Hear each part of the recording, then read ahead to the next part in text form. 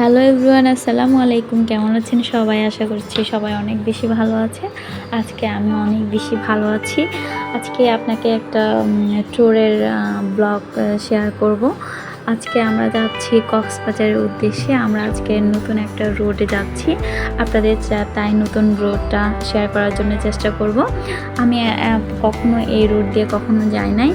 আমরা বাসা থেকে ঈদগাহ থেকে বের হয়ে গেলাম, দেন আমরা খোরস্কুল দিয়ে এই রোড দিয়ে এটা নতুন করতে এত বেশি সুন্দর হয়েছে। 3টা রোড হয়েছে 3 দিকে যাওয়ার জন্য কক্সবাজারের ভিতরে, টাউনের ভিতরে একদম এটা দিয়ে একদম টাউনের ভিতরে দিয়ে ঢোকা যায়। এত সুন্দর, মনোমুগ্ধকর, আসলে অনেক বেশি শান্তি লাগছে। ইচ্ছে করছে এখানে নেমে কিছুক্ষণ বসে নৌকা চড়ি, বাট সন্ধ্যা হয়ে যাবে, তাই তাড়াহুড়া করে চলে যাচ্ছি বাসার উদ্দেশ্যে। আসলে যখনই বাসায় যাব বলে চিন্তা করি তখনই আসলে অত কিছু মানে নেমে যে কিছু একটা করবো সেই চিন্তা আসে না, কখন যে বাসায় যেয়ে পৌঁছাবো সেই চিন্তায় মাথায় ঘুরে। এখন আমরা কক্সবাজারে নতুন যে খোরস্কুলের ব্রিজটা করছে, আমরা সেই ব্রিজের উপরে এখন আস্তে আস্তে উঠছি। আসলে ব্রিজটা এত বেশি সুন্দর হয়েছে। এই পাশে এখন খেজুর রস খাওয়া যাবে। শীতকালে খেজুরের গাছ, একদম ভরপুর খেজুরের গাছ। এখানে শীতকালে সবাই খেজুরের রস খেতে আসে। কক্সবাজারের মধ্যে এই জায়গাটাতে খেজুরের রস পাওয়া যায় বেসিক্যালি। আপনারা সবাই শীতকালে খেজুরের রস খেতে আসবেন এই জায়গাটাতে, নতুন ব্রিজ পার করেই। তারপর আমরা আস্তে আস্তে নতুন ব্রিজে উঠছি। নতুন ব্রিজটা আপনারা উপভোগ করুন, অনেক বেশি সুন্দর হয়েছে।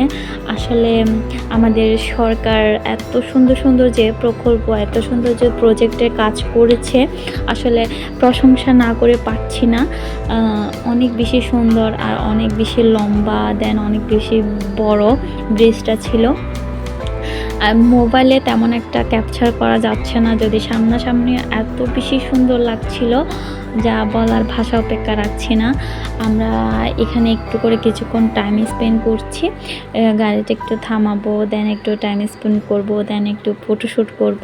আসলে নিচে যে এত বেশি সুন্দর লাগছে যা আমি বলে ভাষায় প্রকাশ করতে পারবো না। যারাই এখানে যাবেন আসলে অনেক বেশি ভালো টাইম স্পেন্ড করতে পারবেন। এখানে আশেপাশে আসলে কোনো দোকান নেই। যাওয়ার সময় অবশ্যই নাস্তা নিয়ে যাবেন, পানির বোতল নিয়ে যাবেন মনে করে। ছোট বাচ্চা কাচ্চা নিলে তো অবশ্যই নাস্তা নিয়ে যেতে হবে, কারণ এখানে আশেপাশে কোনো দোকানে নেই। এটাই আমি ফেস করছি যে সমস্যাটা একটাই, এখানে কোনো নাস্তা পাওয়া যায় না, খাওয়ার কিছু পাওয়া যায় না। একটু চাইলে কিন্তু আমাদের কক্সবাজার ডিস্ট্রিক্টের টাউনের ভিতরে ঢুকে যায়, তখন এখানে অ্যাভেলেবেল দোকান আছে। আমরা এখানে একটু করে নামলাম, নেমে দেন আমার 3 রাজপুত্র, ওর বাবাসহ 4 জন, আমরা একটু করে নেমে দেন এত বেশি বাতাসের কারণে একটা ছবিও ওঠানো যাচ্ছে না।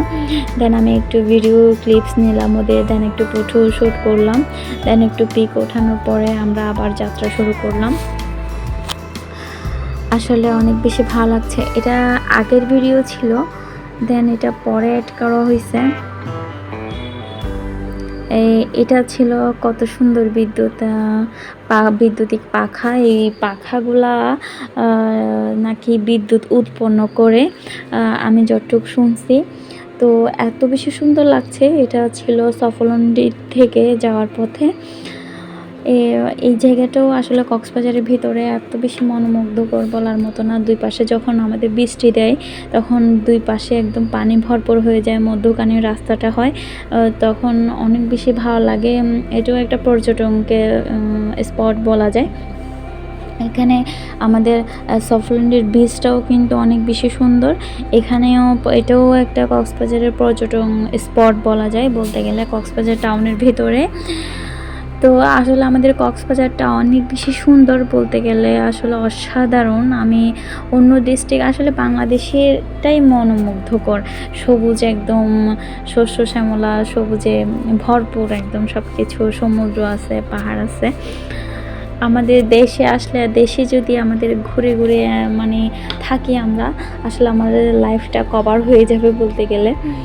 এক বছরে এক এক জায়গায় যদি এক এক স্পটে যাই, কারণ কক্সবাজার ডিস্ট্রিক্টে তো অনেক কক্সবাজার ডিস্ট্রিক্টে অনেক স্পট আছে, অন্যান্য ডিস্ট্রিক্টে তো অনেক স্পট আছে।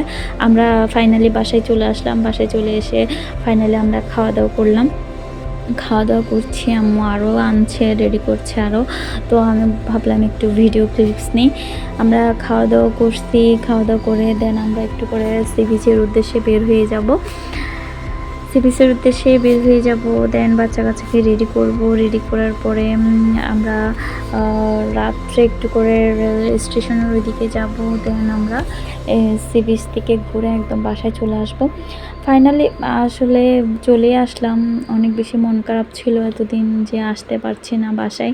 সবাইকে নিয়ে আসা আসলে অনেক বেশি ভালো লাগে সবাইকে নিয়ে আসলে, তাই একদম হাজব্যান্ডকে সহ নিয়ে চলে আসলাম। আসলে জামাই আদর বলতে এইটাকেই বোঝাই। আসলে শ্বশুরবাড়িতে মেয়েরাই একমাত্র আদর পায় না, বউ আদর পায় না। সব ছেলেরাই জামাই আদর পায়।